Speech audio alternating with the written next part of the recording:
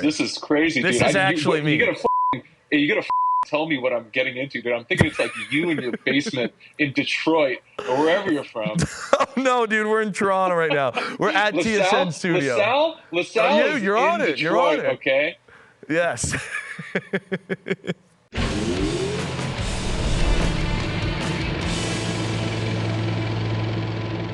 Welcome to episode 10 of Film Never Lies. I hope everybody enjoyed their holidays and their Christmas. But we got a lot of ball to talk about. And this is a very heavy football podcast today. Later on in the episode, we're going to bring in one of the smartest guys I've ever played with, one of the best players I've ever played with, in Max Unger. Max Unger in 2012 was a first-team All-Pro at center. You want to talk about a guy, when I got to Seattle, he was a captain on offense. He was dissecting defenses from the center position, calling out plays. Again, at that point, Russ was very young. He was in his second year when I got there. So he was kind of like a center, but also a quarterback. And again, we'll get to Max later. But what I want to put on everybody's plate right now, and for those of you listening, is what is going on in the NFL this year. You know, there's all this hype every year about players, about situations, about, personnel. And then all of a sudden there are certain teams that just at this point of the year, you kind of sit there and say, what happened? And I'm going to try and dissect what, in my opinion, has happened to some of these talented teams that are either not going to make the playoffs or have had a tough year. And to me, it usually comes down offensively to one of three things. Play calling, and that is a big ordeal. We're going to get deep into play calling. Two is offensive line. We love to talk about the stars, and rightfully so. There's so many great athletes in the NFL. But if you don't have an offensive line, it really does not matter, and you're seeing that throughout the year. And then the third thing would be, for me, quarterback play, and that kind of dives into what they're teaching the quarterback. So without further ado, I want to start with the Tampa Bay Buccaneers. So earlier this season, if you're following the NFL, Baker Mayfield was considered an MVP candidate. You're like, wow, this Bucs team is awesome. Again, middle of the year, they go to Seattle. Granted, Seattle was banged up. Baker threw all over that defense. And you're sitting there going, wow, like this guy's unbelievable. Again, you go back to last season, great year. And it's completely fallen off. And what's strange about it is, I said, one of the things I want to talk about is players, because they actually got healthy as the year went on. Mike Evans comes back, Chris Godwin comes back, Bucky Irving comes back. They're in a very, very weak division, and now they can still make the playoffs. I don't think anyone takes this team very seriously in the playoffs, especially in the NFC. But you say, like, what happened? You've got all these weapons. Clearly, Baker can get the job done. We've seen him do it time and time again. And to me, this is where we need to look beyond just individual players and look at the scheme of football. And I want to bring this board up, and there's going to be some running stats on this board, but I want to first talk about the losses. They're on this awful losing streak right now. And these are the quarterbacks they've lost to. The Saints game was Tyler Shuck. Okay, the best quarterback on here, in my opinion, was the Falcons game. They lost to Kirk Cousins. Then you lose to Bryce Young. And again, you got a chance to avenge that in the final week. And now you lose to Quinn Ewers. This is bad ball. And the issue that's going on, and what you need to understand if you are a Bucs fan or a football fan, is that you cannot play the game of football without having a threat of a run game whatsoever. So you see this right here. I took out, just so when we're going to dig even deeper into these stats here, we took out Baker Mayfield rushes because they don't really call design rushes with this guy. He inflates their run numbers by his scrambles, which have been miraculous at times. The Dolphins game, 37 rush yards by running backs for 2.84 yards per carry. And we're going to get into why this all matters. The Panthers game, you say, Luke, they rushed for 119, 4.25. That's not awful. Well, their leading back, Bucky Irving, had 19 carries for 71 of those yards, where he averaged 3.7. The number jumps because of Rachaad White, who had 5 for 45. However, one carry of 39 yards. So 4 of his 5 carries, Rachaad White was at 4 carries for 6 yards. That yards per carry is heavily inflated. Now you go into the Falcons game. Their leading rusher, Bucky Irving, 16 carries, 60 yards for 3.8 yards per carry. Can't have it. Again, why is that number inflated? Because Rachaad White had 1 carry for 20 yards. Now we go into the Saints game. 137 rush yards. There's no way this could have been a bad game, right? Wrong again. Okay, you look at Bucky Irving and what he did.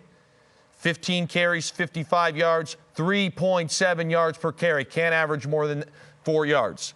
Now you go to Rachaad White and you take away one of his long runs, just one, and his carries become 1.6 yards per carry. So my point being here, when you hear these numbers and you dig into them, you've got to go a little deeper. If you're an NFL fan and you want to know what's going on, okay, you can't just sit there and be like, well, they're running the ball fine. It must be Baker's fault. I place some of the blame on Baker for a couple of the interceptions, for sure. But imagine how difficult this is. You're playing defenses, and when you watch replays, watch how many times, especially when they slow it down on the screen, how many times the ball just floats over a linebacker's hand. Oh, man, it looks smooth when you first see it, and then they show the replay, and it's like, man, that window was a foot, by a foot large. It missed, a linebacker almost batted that ball down by less than a foot, or he shaped the ball around a D lineman. That's why running the football is so important, because it keeps defenses honest. And in Tampa Bay right now, nobody's playing honest. You're going to bracket Mike Evans. You're going to give that as a hard time as you can. And the rest of that thing, you're playing the pass. Because your defense, specifically your defensive line, you're trusting to dominate up front against the Bucs offensive line, which has clearly happened. And that's how you go on this crazy losing streak. There's no threat of a run game whatsoever. If you were to take out a few big plays by Rachaad White, these numbers are an abomination. Now you add in that Liam Cohen is gone. So again, you're going to see a common theme here with the NFL right now. If you lose your play caller and you can't run the football, you cannot win games consistently. Now, on the flip side, you want to talk about great coaching. We're now going to move on to the San Francisco 49ers, and we're going to get into this game here in a little bit. You kind of a preview. But I'll be completely honest with you. To me, no matter what happens in this game, Kyle Shanahan should be coach of the year. And it's not – if they get the 1 seed, I think it's a shoo-in. But you tell me what other coach, what other organization, what other franchise can deal with these injuries and not sneak into the playoffs, be playing their 17th game of the season for the 1 seed. I mean, let's just go over these guys. Nick Bosa, one of their best defensive players, out for the year. Fred Warner, injured reserve ankle. Now there's rumors that he could make it back if they make it to the NFC Championship. I played against both Nick Bosa and Fred Warner. I can't tell you how great these guys are as football players. They are two of the best players in the league defensively. Like, you lost not one, but two of them. Okay? Now you look at Williams out for the year with a knee. You have a $50 million quarterback who, as you saw the last couple weeks, has played phenomenal, missed 6 games. Mac Jones was a castaway that everyone's like, oh, Mac Jones can't cut in this league. Stepped up and played awesome when he was called to do so. Kittle, who might be the most complete tight end in the NFL, has missed 6 weeks. Now you go to the receiver room. We've got on the bottom of this graphic. Ayuk, obviously there's a lot of drama there. He's supposed to be your best receiver. He's out for the year for whatever reason. I don't want to dive into that. Jennings, who's probably your number 2 guy, missed 2 games this year. And Pearsall, who's, again, assuming Jennings is your number 2 guy, if Ayuk was playing, I would say Jennings is your 1. Pearsall's 1B, has missed 7 games this year. They've struggled to run the ball except for the last few weeks. What is going on? Well, again, you look at coaching, they've been phenomenal. Robert Saleh, the numbers aren't great on defense, but he's finding a way to get stops when it's needed. And then I mentioned Brock Purdy specifically the last 2 weeks, and everyone wants to say, man, what's going on? Brock Purdy looks like, I saw a tweet from a former teammate of mine, Richard Sherman. Brock Purdy looks like a top 5 quarterback right now. Well, when you dig into the numbers, you know what Brock Purdy has had the last 2 weeks specifically? That he has not had any of his other games. A run game. I can't stress enough, offensive line and running the football makes things so much easier for a quarterback. Look at the difference of Brock Purdy's play when Christian McCaffrey, they've been running the ball a year. That's not that with them. But you look at the yards per carry, McCaffrey has exploded the last 2 weeks. They've been explosive. They've been consistent. The TFLs have gone way down. and Brock Purdy's performance has gone way up because the focus now is to play true defense. I got to have gap integrity. I got to play downhill because they're running the football well. And what does that do? How many times did you see Pearsall on Sunday night cutting across the middle of the field and we shape the ball over a linebacker for an explosive pass play? It's just the nature of the beast. If you're wondering what has happened to your football team or why certain teams are having success and why certain teams are not offensively, take the players out of it for a sec and look at the coaches, the offensive line, and the run game. And there's no better example than the Detroit Lions right now.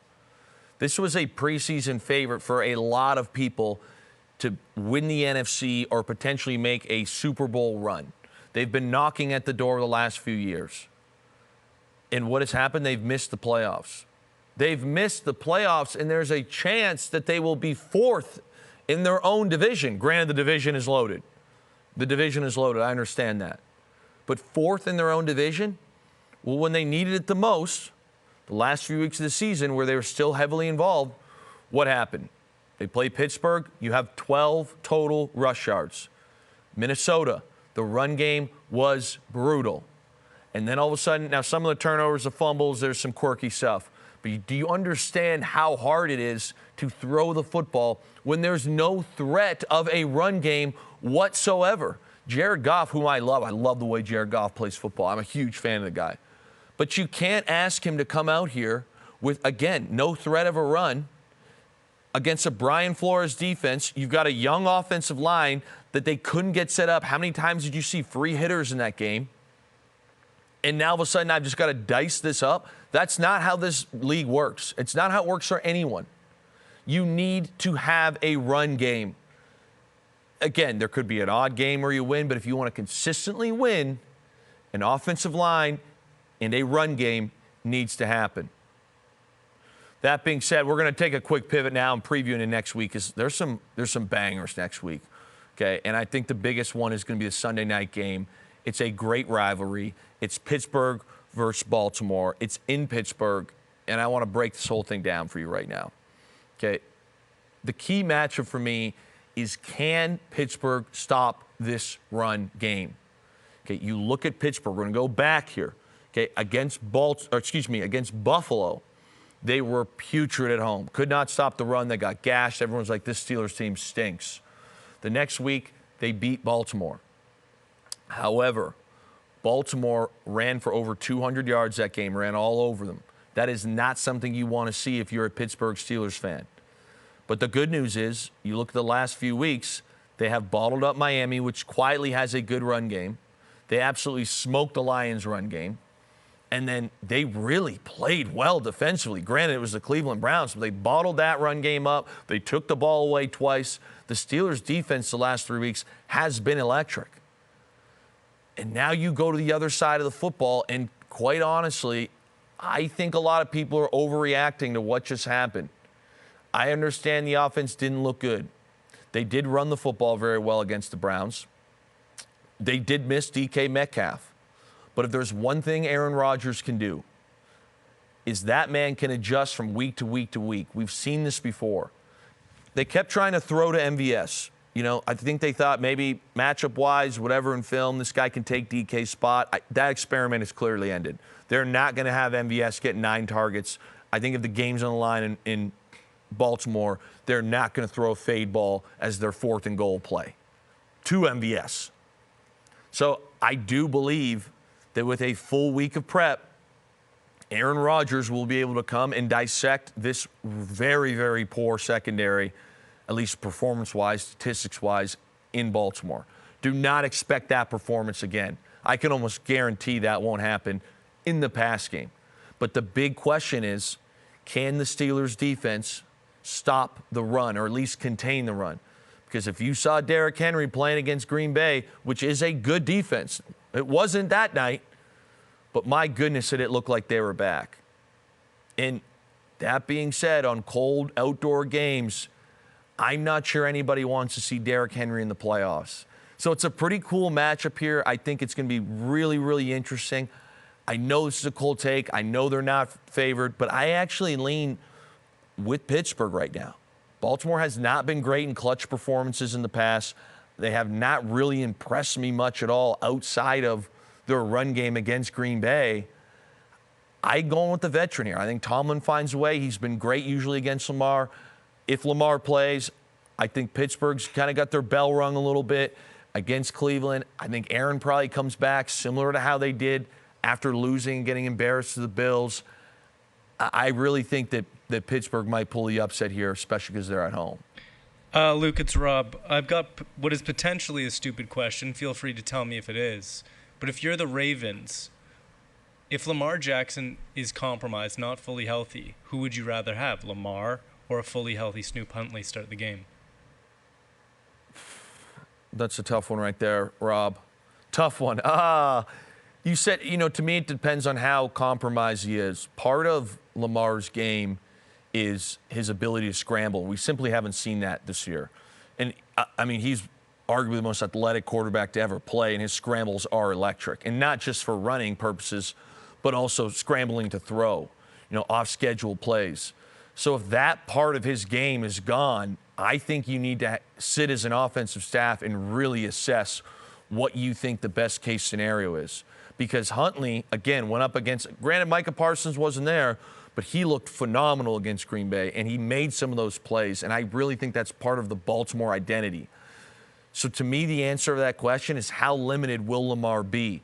Obviously, you want the multiple-time MVP to be your starting quarterback, but if he's jammed up and he can't really move well, or he can't practice all week, I think you've got to have a serious question just based on the fact that Snoop Huntley went into Green Bay and played lights out. Without further ado, it's time to bring in this week's guest. Listen, we've been talking about O-line play calling, coaches. This guy's one of the best I've personally ever seen at it. It was like having a second quarterback on the field. We do not win the Super Bowl in Seattle without him. This guy was a first-team All-American in college at Oregon. First-team All-Pro in the NFL. And as you're about to find out, one of the nicest guys you'll ever meet, here he is, Max Unger. So without further ado, here he is, the man, the myth, the legend, Max Unger. And Max, first off, thank you for joining me here, man. But I got to say a couple things. For some of the people that are watching, they're probably wondering why I have my shirt buttoned up. I don't know if you remember this, but when I was a young 23-year-old rookie, you used to play homeless or hipster with the outfits that I would wear into the facility. So I've officially graduated out of my hipster phase, but I thought I would throw it back. How'd I do today? You guys got to put yourself – you did good. You got to put yourself back in 2013, right, when skinny jeans were just the rage, and this guy from Rice, this Canadian from Rice shows up with these jeans painted on his legs and holes in his sports coat. This is what we are like. We drafted this guy, and this is, look at how well you've turned out. I take credit for how well you've turned out, so I'm glad. I'm happy for you. I would agree with that, and I do want to say one of my favorite moments off the field ever in my career in the NFL happened to involve you, actually, and I'm going to bring you back a little bit, but, for those of you listening, imagine my dumb ass. I'm 23 years old.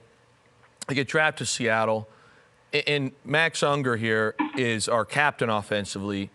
Russ was in his second year, so Max was also like kind of a quarterback out there. You were identifying the defenses. You would make a lot of the calls on the line. 2012, you were a first-team All-Pro. I am a dumbass rookie, okay? It's 2013 right now. And I remember sitting there, and I was playing. Like, I was our second-string guy. We did a lot of two tight end sets. And I'm like, damn, dude, like, Max never speaks to me. You would speak to me like, just wait till you hear where this is going. Don't give me that look. You'd speak to me like professionally, like, hey, Luke, we got to always make sure I was dialed in. And I thought as a rookie, I was decently dialed in. I studied the playbook. But I remember sitting there thinking, like, at certain points, be like, man, like, I almost never talk to Max. Like, he seems like the greatest guy. Fast forward, we win the Super Bowl. We come in that offseason, and I'm in EK's office. He's our equipment manager, great friend of probably both of ours. And you come walking in. We're in off-season. It's like the second day. We're not even in OTAs yet. And you're like, Luke, what's up, man? How was your time off? And I remember being, like, taken aback. I'm like, whoa, dude. And then at one point you go, man, great to see you. Like, you should come visit me in Hawaii. For those of you who don't know, Max, I believe you're currently in Hawaii, right? Yep. And I remember sitting there and I'm like, Max, I'd love to come visit you in Hawaii. And I'm like, I kind of thought you hated me last year. And without breaking stride, you turned and looked at me and said, oh, no, dude, you're one of my favorite rookies. I just have a rule. I don't speak to rookies outside of football only. So now you're no longer a rookie. Dude, Can you this confirm is terrible. this? Can you listen, confirm I don't even like myself when I played football, okay? So how could I possibly like a rookie? No, you know what I think that was? That was me channeling my own rule as a rookie. I don't think I spoke to anybody when I was a rookie. And so I was like, this is the way. Like, I think I know what I'm talking about, right? To be honest, Max, it was one of the most iconic, like, it kind of kept me on my toes because for me that year, it was like if I had your acceptance, just given like your role, it was like a huge ordeal. I mean, dude, you play it modest, but let's be honest, like you were the heart and soul offensively. You know, I'd say Marshawn and yourself, that 2013 year would be kind of the heart and soul of the offense, at least in the locker room. Thank you very much, buddy. I appreciate that. You know, it's funny, like, so this is my 7th year out of football, and it's good to be reminded of how much of a colossal asshole I was to my own teammates. That's not what I'm saying. So being invited back to your podcast right now really speaks volumes to the impact that I have. I could be this prick to the rookies. Dude, that's not okay. And still be invited back. So thank you very much, Nick. I appreciate the flattery. I'm embarrassed. I gotta clear the air here. You were never a prick. You just weren't very talkative. There were a couple guys I'm not gonna name that as a rookie were very tough for me. They were, and I'm not here to drag anyone's name through the mud. You can say Breno. You can say No, Breno. I actually like Breno. Breno was funny. He was tough on me. The guy, I'll just say it is what it is. Kellen Davis. I think it was, I'm not sure, it was junior or senior. Yeah. You know, we played the same position, and I have no bad blood. But, you know, when you come in the locker room and your cleats are in the ice machine or, you know, that was a bit tough. The rookie dinner I had where shots of Louis the whatever that fancy whiskey is being ordered just to be placed on the table.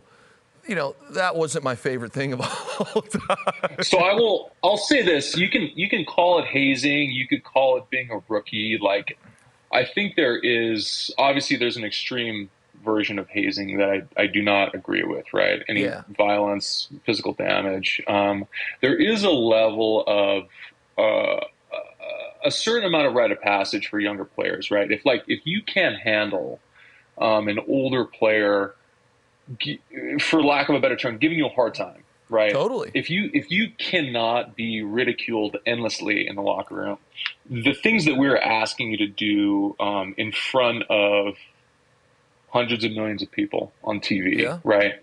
You better be able to handle any criticism or ridicule or us giving you a hard time as a rookie, right? Before you go out on TV and do what we're asking to do in front of this many millions of people, right?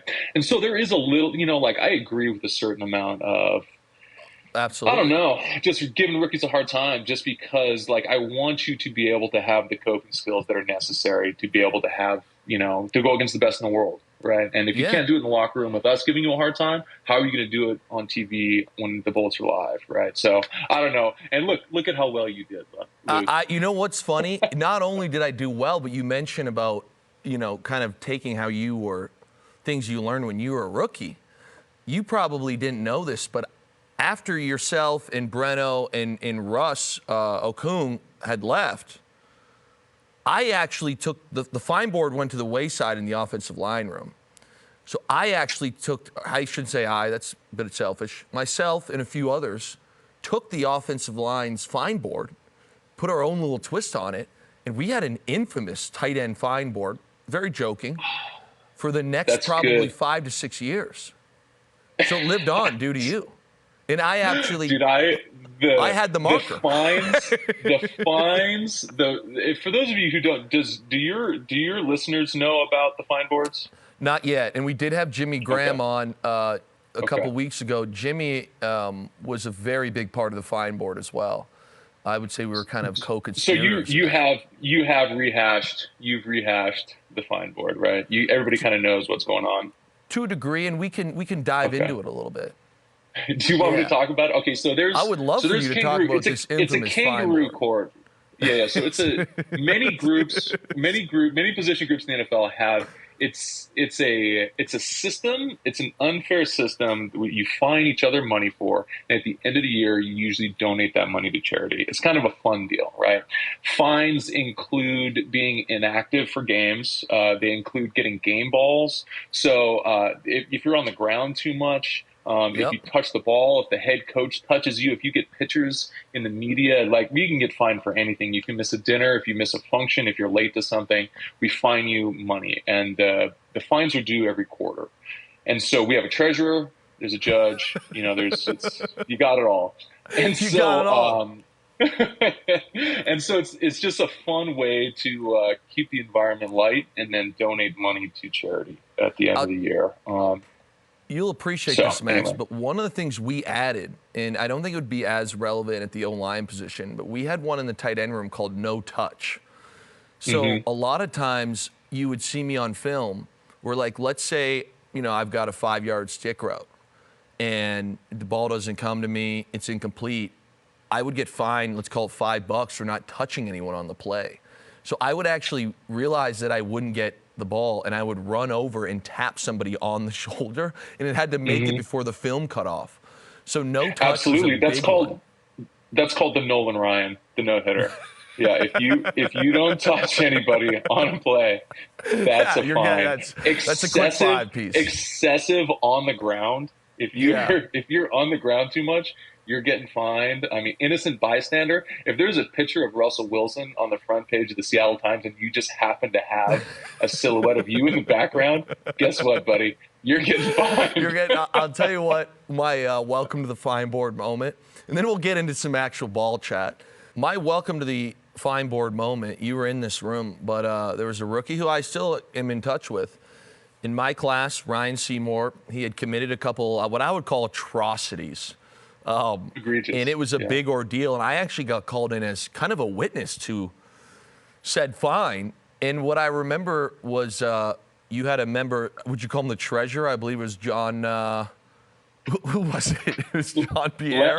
The treasurer was Lem. Yeah, Lemuel. Yes. He was still coaching in the NFL. Yeah, he was the treasurer. Yeah, so Lem came and collected from Seymour, Ryan Seymour, again, buddy of mine. And the next week, he was claimed off practice squad to San Francisco. And I remember the first text he sent me was, dude, if Lem would have been a week later, I would have been scot-free. We would have seen him in the divisional. We would have seen him in the divisional game and demanded our money. Yes, listen up, Ryan. Yeah, we're in the NFC Championship, and you guys are like, you owe us. Oh man. Well, I'm glad we got to introduce the public to. I think that this is known, but I don't think that they know how deep and entrenched this is. And this is a big part. This is a big part of position meetings in the NFL is like running a clean book and everybody settling up and who gets fined, and it's a good time. It's a good time. I would agree. Speaking of the NFL, I've got a couple offensive line questions for you. So this year, Phillip Rivers comes back, Max, and I'm sitting there, and I'm not a scout. This is just kind of a armchair assessment. I thought the guy looked brilliant from a mental standpoint. Especially his second game, really was throwing the ball around well, was able to dissect a lot of defenses. You're going to love this. One of my favorite plays he had, they had the NFL Films thing. I believe it was Josh Downs, but he's like, hey, you got 20. I'm watching it live. And I'm like, oh, he wants Downs to go dig out number 20 in the run game. Little play action, 20 flies in. It's boom. We hit him with a little flat speed out. It ended up being, I want to say, close to an explosive. And I'm like, this guy's at the point now where he knows what the other team and their responsibilities are. And what I wanted to ask you about offensive line play is when I saw that, it just kind of shows how much the pendulum has shifted at the quarterback position. For Phillip Rivers to go out there and do what he did mentally without physically being able to throw the ball extremely well, at least like he could have back in the day, really impressed me. When you watch the NFL right now, what would you say the state of offensive line play is compared to your era? Yeah, I would say that so my last year in the NFL was 2019. And so I kind of noticed it with the rookies coming in the previous year in 2018. We had a group of the most talented group of not the draft class was good, but the rookie undrafted free agents that we brought in were the best group of included. It was the best group of offensive linemen I've ever seen so young. And we were trying to figure out, like, hey, why are mentally more of the mental aspects of the game, right? Like physically, there's a lot of room for improvement, but what made these kids so good so young?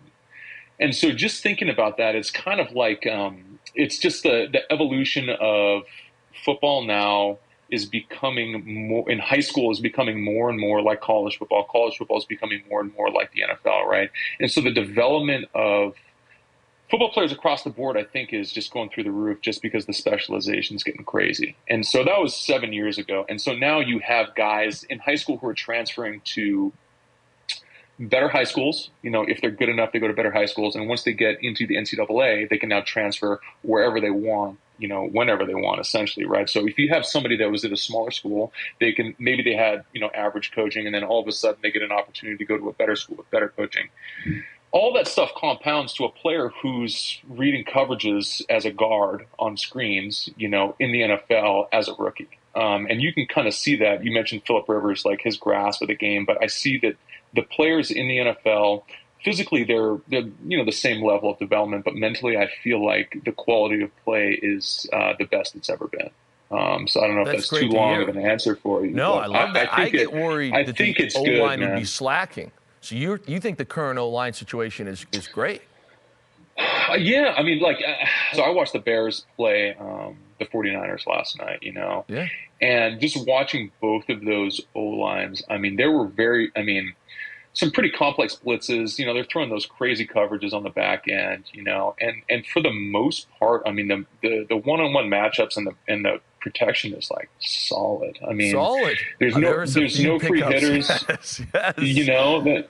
And so I'm just watching the game, and these quarterbacks have time to throw, and the technique is good. And Trent Williams goes down, and a backup goes in, and he's doing great. I mean, I would say that like the disparity of talent is thinner. You have 5 quality starters on both teams that I saw. There's no glaring weak points, and it's interesting to watch. And we can get into really the evolution of kind of.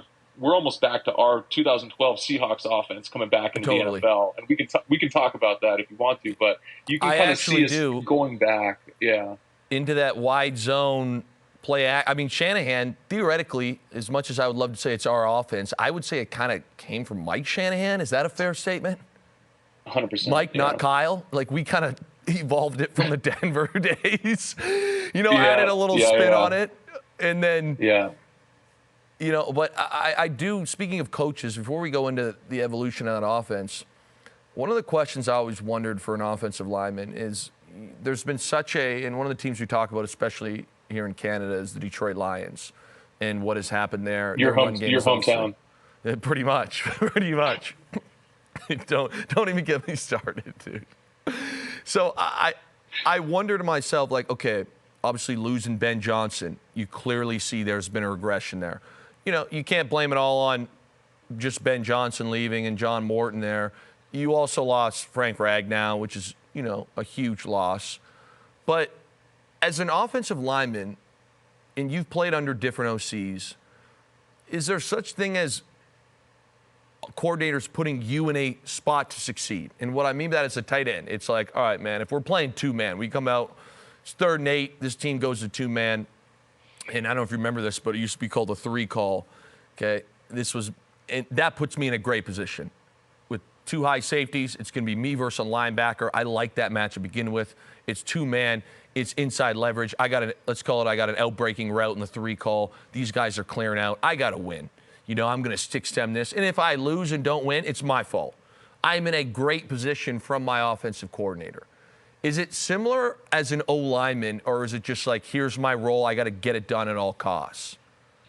Like, can OCs put O-line in a good position, and what does that look like? Yeah, I think that kind of comes from the continuity of your coaching staff, right? Is everybody on the same page? Is your offensive line, like, are there any game plan threats? You go into a game and you look at the team you're playing and you're like, what's our protection? First off, like, we're going to throw the ball, we're going to run the ball. And if we're going to throw the ball a lot, what's our protection plan? Are there game plan threats? Like, how do we put our O-lineman in the best position to protect our quarterback so we can get the ball down the field, right? Does that mean chipping? Does that mean nudging? Does that mean sliding? Does that mean moving the pocket? All that stuff. And that comes from the offensive line coach and the offensive coordinator being on the same page, right? And so your question was, can the OC put the offensive line in a good position to be successable, right? Or a bad position. Ultimately, as a coach, have you been coaching at all in retirement? I have. Started an 18-year-old team, yeah. There we go. So, ultimately you're going to try to put your players, you assess their skills and try to put them in their best possible situation that they can succeed in, right?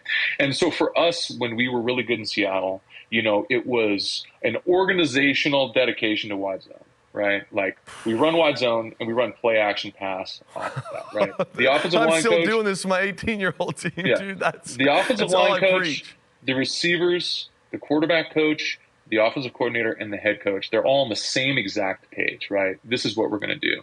I think that the trouble you get into with offensive coordinators or coaches in general, they get ahead of themselves, right? The play calling is no longer sequential, right? When you hear about coaches in sequential play calling, you call this to set this up, depending on what the defense is giving you, right?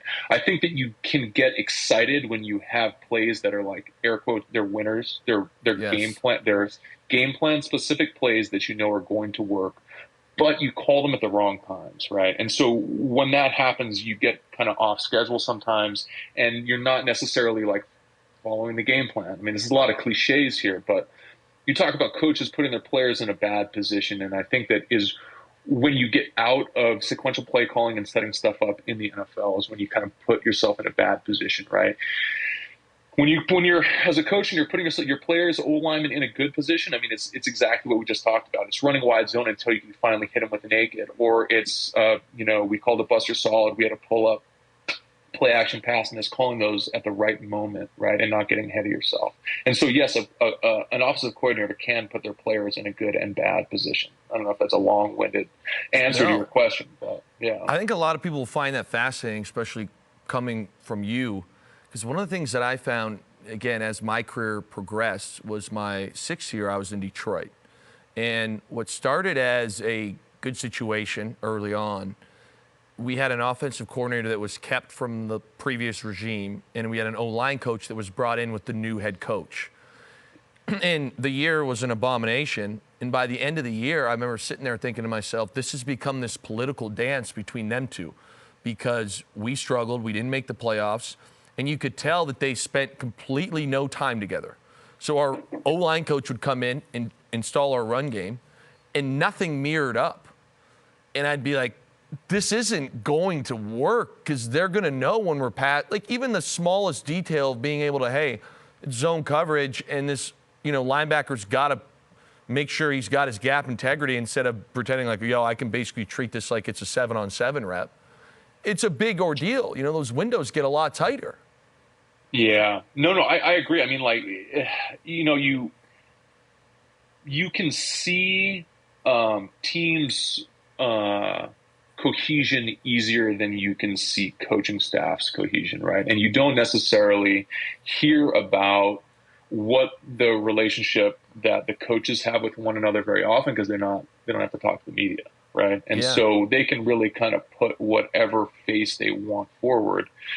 But the reality of that is that we all like to think that it's only the players out there that are doing everything, when the reality is it's closer to 50-50, right? The information big line that right you there, get, I agree. I heavily agree with that.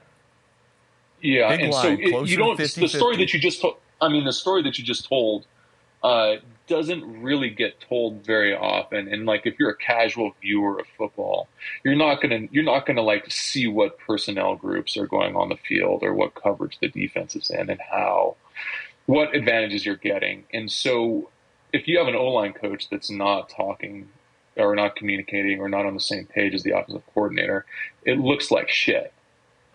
Right? Does it look terrible?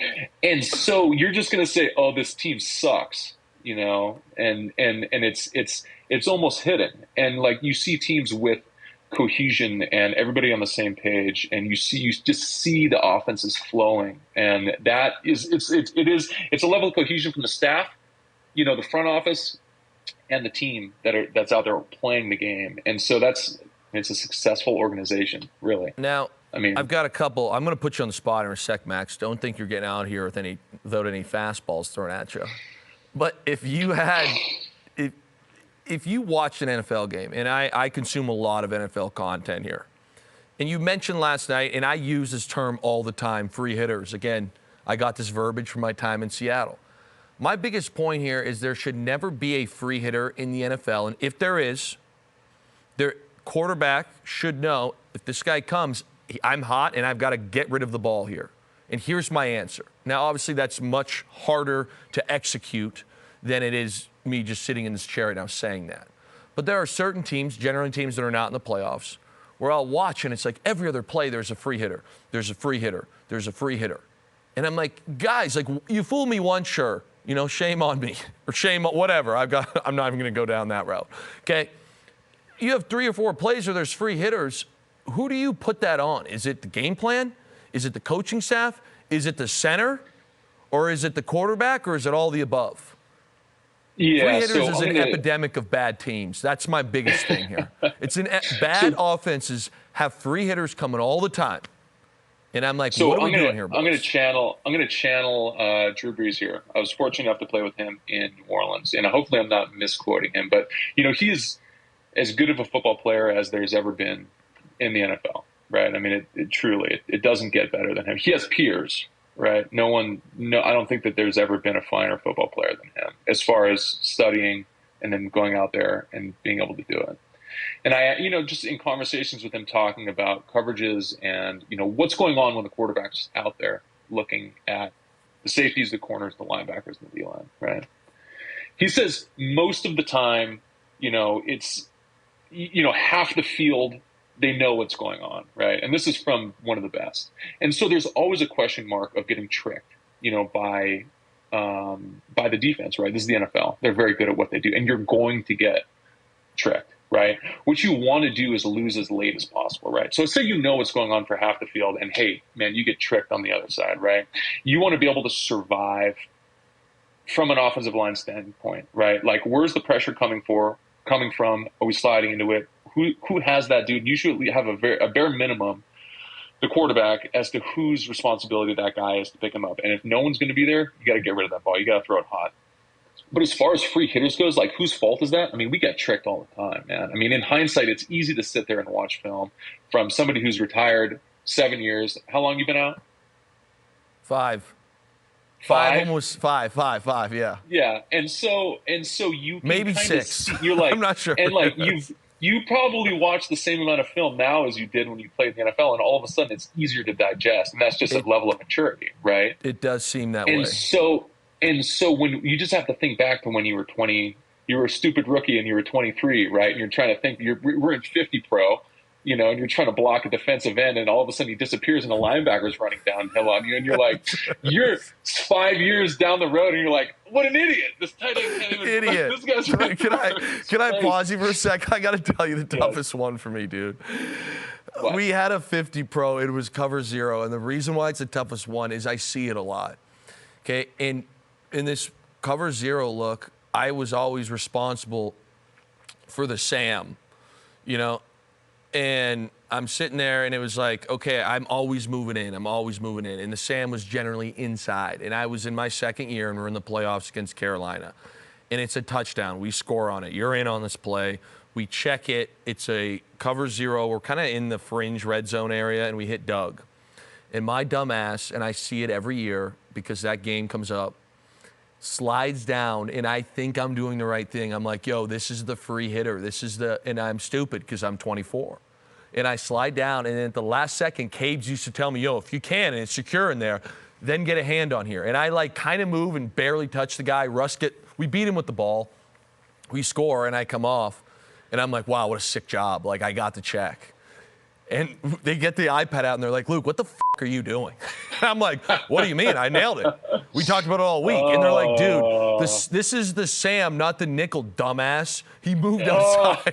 I'm like, hey, listen, no. You just answered your own question. Hey, listen, you just Yes. answered your own question about the free hitters. Okay, I mean, like, look at the game last night, right? I mean, Yes. They're showing zero endlessly. So zero coverage. Yes. People listening back home, there's no safeties, right? It looks like man, and it's what we call an overload pressure. Everybody's coming except for the people who have man, right? Now, you're talking about free hitters. Now, the way you get tricked by that is that everybody bails out, or they bring one guy, or they bring four, whatever. There's a ton of different examples for that, and it's very, very difficult to see. But ultimately, like, you just want to mitigate the damage that you can do, right? In those situations, right? Turn the line, rely on your protection rules, and ultimately goes back to coaches, right? Yes. In your protection plan, like, we have rules for all of this stuff. And it's about the coach giving you the correct amount of information and you as the players going out there and executing. So your answer for free hitters is relying on your rules and being coached by a competent coach who knows the situation and knows what this other team's going to present, the issues that they're going to present to you, and you going out and doing it, right? So love it. Competent coaches know the rules. Now, just to kind of shift on this competent coaches thing, we'll get away from free hitters real quick.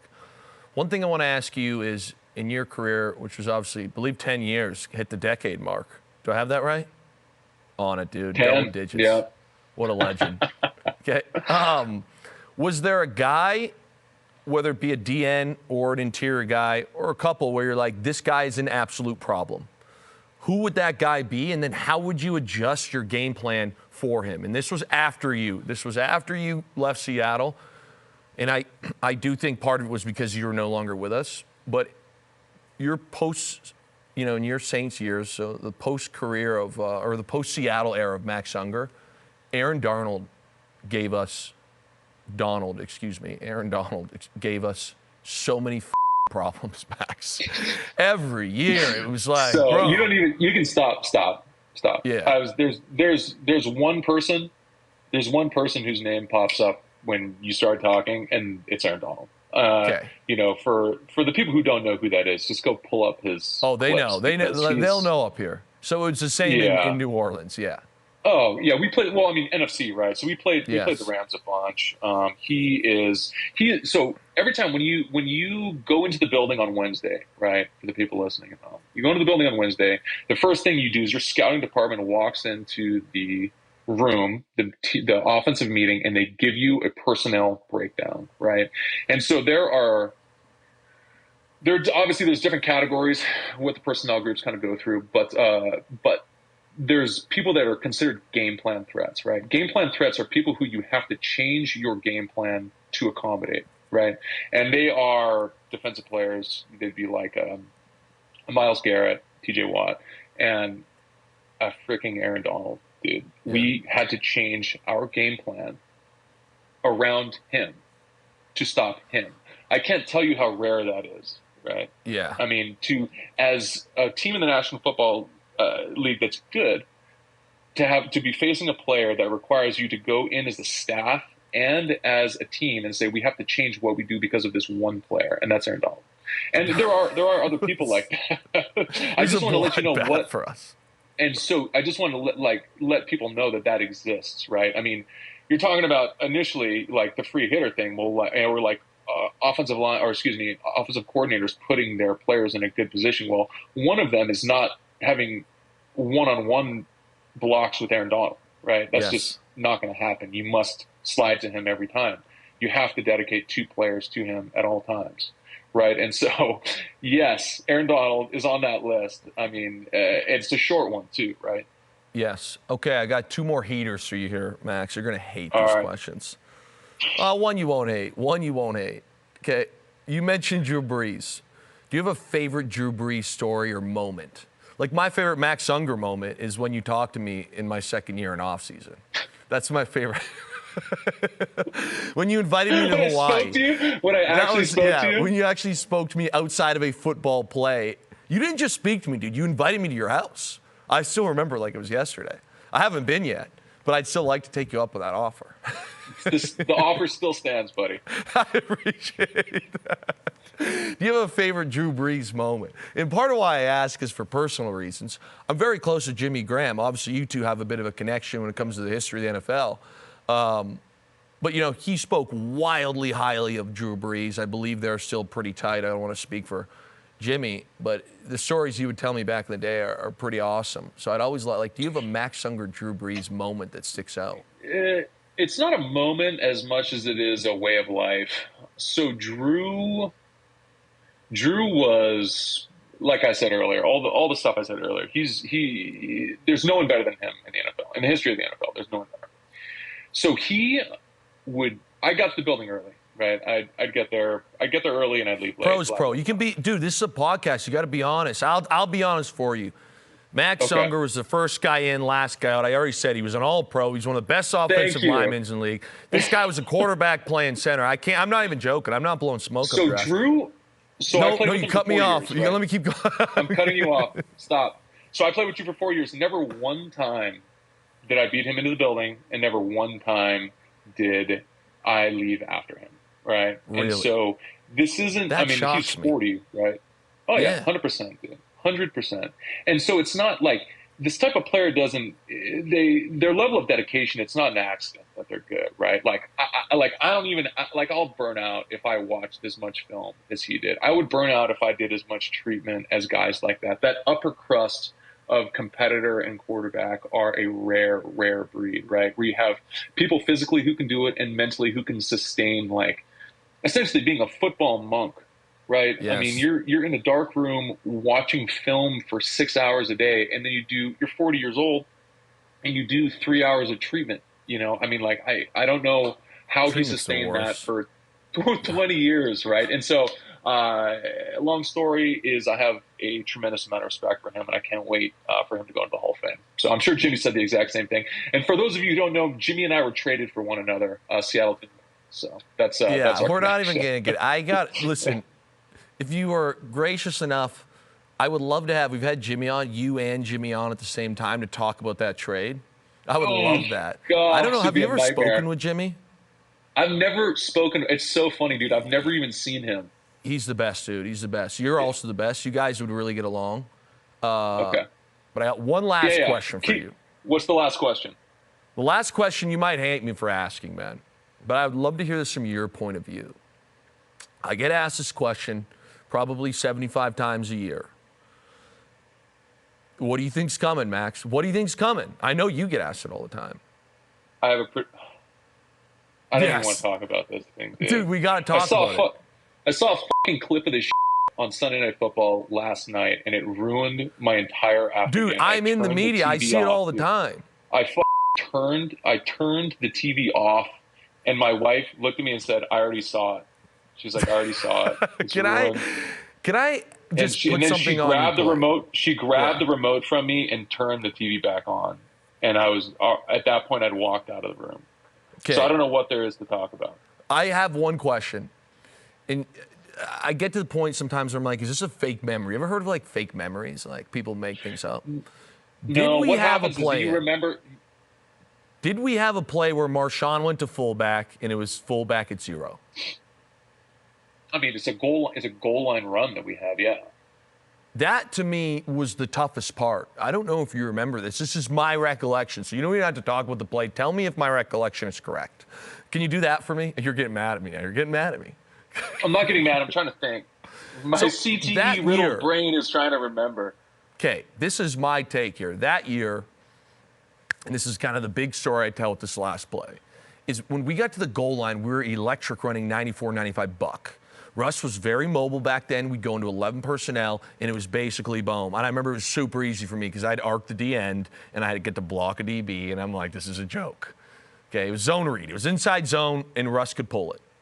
You look back at the NFC Championship game, obviously we had the late touchdown to Jermaine, but all those other touchdowns were buck. It was inside zone read. Russ scored one. Marshawn scored one from 20 yards out. We had a ton of success inside the 5 running that year. I remember, Bev, you got a question? You good? I have a question. I don't want to throw a wrench into this narrative that you have, but they were in goal line. Yeah, so, I'm going there. Time out. I'm going there. Okay, go. Keep going. What I remember is that week, Bev was like, hey, we haven't run a ton of goal line or jumbo, I think we called it. This was a sign, I think. Okay. This year, because we've been running buck, but like we love the matchup. We're going to run. Turbin was going to go to halfback. Marshawn was going to go to fullback. And he was like, whichever way Max Unger turns, Marshawn just play off of it, and that's what we're going to do on the goal line. And then I don't remember. Okay. I know that we had, goal line package. We had all kinds of stuff, going in there. But none of that mattered. And I don't know why we were in. Oh, because there's only a little bit of time left. And so you're saying, why didn't we run that play? Why didn't we get into jumbo or 22 or whatever it was? More so my point here and what jams me up is like we had a specific goal line package that all week we had worked on, being like, when we get there, we're just going to do this. It was wedge blocking, for Christ's sake, Max. We weren't pulling anybody. We weren't like, no one's getting blown up in the backfield. I think it was a time thing where they wanted to throw the ball, so we would have more than one shot, right? Because you run a goal line run with no timeouts, and you don't make it, game's over, right? We had a timeout. Oh, we did? See, yes. These are the things. You want to talk about fake memories? My memory is to lock those memories deep down inside into my heart where I can't remember them anymore. Yeah, okay, then I'll end with this. Don't unlock that thing. Because do not unlock it, Max. Dude, Tom was on Gervais. Did you ever listen to Gervais' podcast? I haven't, but I love Gervais, and obviously I love Cage. Shout out to Gervais' podcast. Tom was on there, and like they talked about that.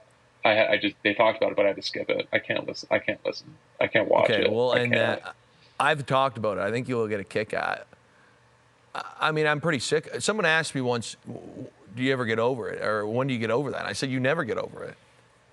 Man, yeah, I don't. I'm patiently waiting. I'm patiently waiting to get over it. To be honest, though, I can see how uncomfortable this has made you, and it's really made me happy. I kind of like that I'm able to make you uncomfortable. The tables have turned now. Oh no, it's just like there's a lot of. But dude, you're squirming in that chair over there. We're done. We're done talking about it. Call it a day. No, you can keep talking. No, I don't want it. it. I'd rather not. Oh God, dude. What's the toughest part for me, Max? To be honest with you, is kind of as I've grown into this new role in my life of, media guy, especially here in Canada. I do a lot of national television for the NFL, and you go to these events, and it's like everywhere I go, and I'm fine with it. But it's like, dude, why didn't you guys run the ball? Why? And then, of course, the conspiracies come. I heard Russ audible in the huddle. I'm like, Russ is not audible in the huddle. That's not a thing. Like, it's, and it's just like week in and week out, I'm like, and you become numb to it, but I figured out At least, what do they call that? There's a psychological term for that. I'll think of it when it comes down the road. But at least you talk about it enough to where you have you've thought. I don't know. I haven't talked about it enough and thought about it enough. The tough one for me, beyond us losing and going back to back and all the things I think that ripple effect it had. I think what pains me the most are the guys that didn't win the year before. One of the guys in that team that I really loved was Tony Moyaki.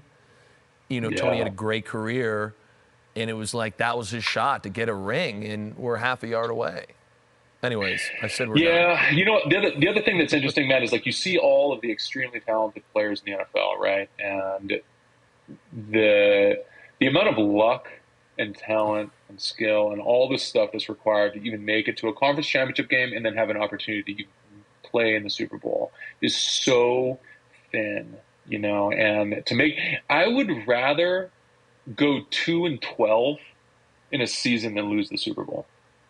I would or agree with you whatever. on that. I don't know. I would agree with you on that. You know, whatever's the worst record that you can think of. Yeah, you know, I would agree with like, you on that. I mean, like, or losing the first round, or I don't know. It's just like that's the worst. That's the Feeling. worst loss. No, it's just the worst way to lose. Worst loss that you could have is losing, making it that far, and then everyone will say, "Oh, but you got an opportunity to do it." Yes, you know, yes, you did, obviously, but it's man, yeah, that's a tough one. I felt like, again, you were gone for this, but a couple years later, we lost to Atlanta in the divisional round. And this was the Matt Ryan year, the year they ended up blowing the Super Bowl. And I remember leaving that game and being like, for the first time in my Seattle career, we hadn't lost many games ever to that point. I'm like, this is the first loss where I felt like we were actually beat. We didn't beat ourselves. This team came out here. They were more physical than us. They really kind of beat us up across the board. You know, Devin Hester returned a couple kicks to keep it close. Shout out Devin Hester, kind of back. We picked him up that year. But, like, what was tough for me with that whole loss and digesting it all was that it was like, when I look at that game, I felt like we did enough to win. And we were there, and we needed to execute one more time on a play that is not that complex. And we kind of decided to throw up a more complex play, let's call it, and we all know what happened. So that for me is what's tough. Exposure therapy, that's what it's called, Luke. You get exposed. You get exposed to the situation. I'm sitting on an island and no one ever asks me this stuff anymore. Now the Band-Aid gets ripped off. And I'm sorry, Max. It's good. It's good. I'm glad we got to do this. But you know, at the end of the day, yeah, I wouldn't have changed anything. Right. I mean, like, we're very fortunate to be able to be on good teams, man. There's this guy named Damian McIntosh. You don't know who he is. We picked him up my last half of my rookie year. It was his 10th year. The guy had never played in the playoffs. Wow. Ever. And so I think about him whenever, like, I complain about, you know, whatever loss we had in the playoffs. You know, this is a good player, played a lot of football, never played in the playoffs. And those people exist, you know, and yeah, that's how I sleep at night. I like that. Yeah. I like that. And how long are you going to keep your mustache for, buddy? What's going on with the facial hair? Well, I want to give you the story we'll behind end with this, dude. If you were to see the last couple episodes, I had a much longer mullet. Very Joe Dirtish, but I've decided to cut it and go for, instead of Joe Dirt mullet, I'd like to go like Euro DJ mullet, you know? So I had to reshape a few things, and it's way too clean cut. So then I was like, I got to grow the mustache back. So I'm kind of early here. As you can see, it's not fully in yet, but we're going to go. I got the hipster thing on. I got the light stash coming in. And next time you see me, you're going to be like, is that Luke or is that a European DJ? And you're not going to be sure. I was going to say, since when do you not have long hair and you look so clean cut? And then I saw the mustache. I was like, no. Yeah, I was way too clean cut. All of this top buttoned shirt and this suede jacket, there's my boy still there. Dude, I'm a different man now. I'm a different man. Okay. Well, I appreciate that, buddy. Yeah, well, Max, I can't thank you enough for coming on today, talking ball, getting in. We got a little emotional at the end. I'm glad that even though you didn't speak to me my rookie year, we were still pals.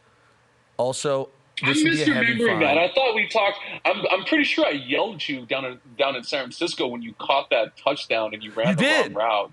You did. I ran the wrong route on that. Technically, I remember. Yes and no. It wasn't the wrong route. It was the wrong adjustment. But it wasn't an ME. I did get a minus plus on that from Pat. You want to talk about an absolute dagger? I don't know. I'm not quite sure if I've ever heard a minus plus on a grade sheet. On a grade sheet? Is that when you have an MA but you catch a touchdown? Dude, correct. So for those of you wondering, we would get graded with 2 pluses. The first one was for your assignment. If you knew what you were doing, you get a plus. Second one was, did you do it well? So generally speaking, it's either plus plus or plus minus. If you got a penalty, we get minus minus. Or if you had an M, a lot of times it was minus minus. I get in there, first NFL touchdown, I believe it was 39 yards. I'm feeling great about myself. I get the grade sheet out. It says minus plus. Should have, like, you wrote in what I should have ran. Nice job scoring a touchdown. I'm like, get out of here, man. Yes. Oh, man. I tell you what, I don't miss that. I don't miss getting that grade sheet. on Monday morning, boy. I tell you Yeah. what, I don't miss that at all. But I hope you have that framed somewhere. Oh, no. No, dude, the grade sheets were never my favorite either.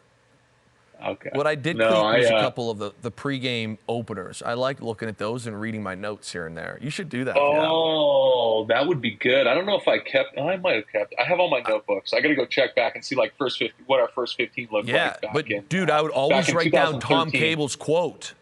Cabes would come Yeah. in, right, and he'd say something in that meeting, and it was always inspirational. So it'd be like week 11, we're playing the Rams. I'd have a Cabes quote into like the first Dude, 15. you need to get him. For those of you who don't know who Tom Cable was, he was our offensive line coach and run game coordinator in Seattle when Luke and I played. He would be a phenomenal guest to have on the pod. I don't know if you keep in touch with him, but a little bit, yes.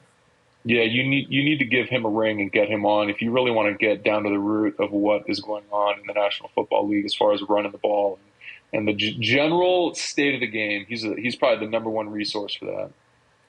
Love it. I'll hit him up after this. But again, Max, There you go. can't thank you for coming on, talking ball, and I got a feeling you might be recurring guests on Film Never Lies. Again, I got to thank Max there. For those of you who love ball, that was a good ball talk, some fun stories. And just like that, that's episode 10 of Film Never Lies.